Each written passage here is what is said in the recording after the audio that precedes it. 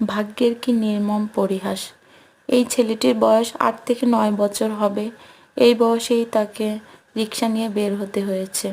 তার বাবা মা আছে, তারপরও তাকে কাজ করতে হয়েছে। ওর রিক্সায় আমি আসছিলাম, তো ওর সাথে গল্প করতে করতে আসছিলাম। ভালোভাবে জায়গাও চিনে না।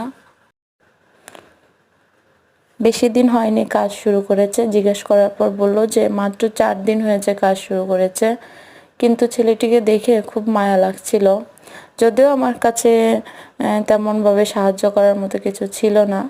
আমি না হয় কয়েকটা ভাড়া বেশি দিলাম, কিছু টাকা। কিন্তু আসলে এরকম বাচ্চাদের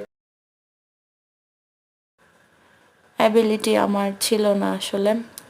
তো খুব মায়া লাগলো দেখে বাচ্চাটিকে। আল্লাহ যেন তাকে ভালো রাখে। দোয়া করবেন সবাই বাচ্চাটির জন্য।